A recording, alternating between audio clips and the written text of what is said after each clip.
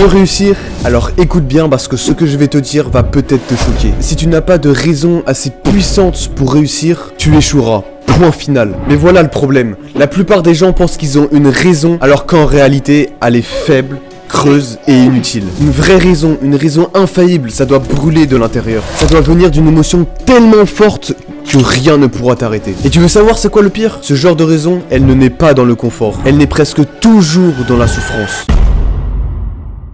Pense à un moment dans ta vie où tu as ressenti une émotion tellement puissante qu'elle t'a marqué à jamais. Ce genre de moment qui te hante encore aujourd'hui, qui te fait grincer des dents rien qu'en y repensant. Ça peut être la colère, celle qui naît d'une trahison, un meilleur pote qui t'a planté dans le dos, l'amour de ta vie qui t'a brisé le cœur. Tu sais ce que ça fait, pas vrai? Cette rage qui te consume, cette envie de prouver à tout le monde et surtout à toi-même que tu vaux mieux que ça. On y retrouve aussi la peur de revivre dans la pauvreté, de ne pas pouvoir manger à sa faim, dormir dans un endroit insalubre. Tu t'en souviens, n'est-ce pas? Cette peur viscérale, ce sentiment de vide, tu refuses que ça arrive encore. Et enfin la haine, celle contre toi-même, parce que tu te sens trop faible, trop gros, trop maigre, trop insignifiant, et ça te ronge. Tu veux te venger de ce que tu es devenu, et tu es prêt à tout changer. Tu vois, toutes ces émotions négatives, elles sont ton arme, mais seulement si tu sais les utiliser. Et toi, qu'est-ce que tu fais avec ça? Est-ce que tu continues de pleurnicher, de blâmer le monde entier pour tes problèmes? Ou est-ce que tu prends cette douleur et tu la transformes en carburant pour tout exploser sur ton passage? Parce que laisse-moi te dire une chose, les plus grands succès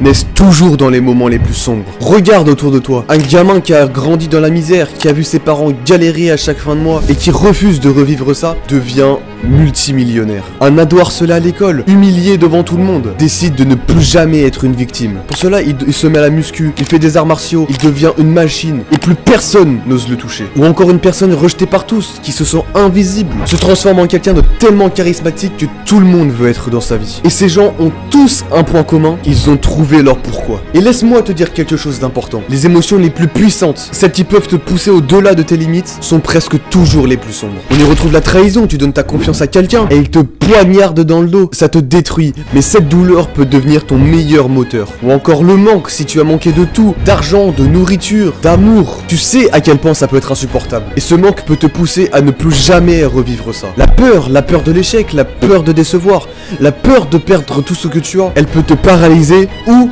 te donner des ailes. Et bien sûr, on y retrouve la haine, la forme la plus intense des émotions. Une haine envers les autres ou envers toi-même. Si tu sais la canaliser, elle peut te rendre inarrêtable. Mais on y retrouve même l'exact opposé. L'amour.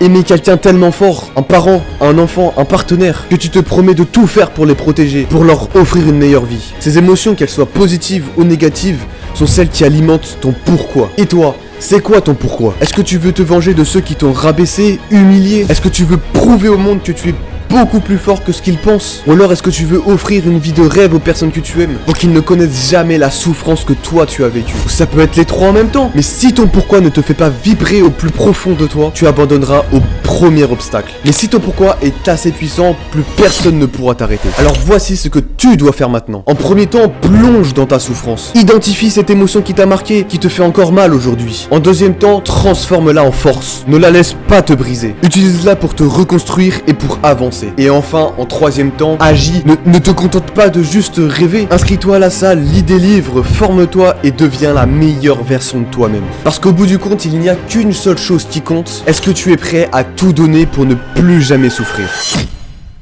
Et si tu veux toi aussi créer du contenu ou faire du montage vidéo, n'hésite pas à consulter le lien en première ligne de description.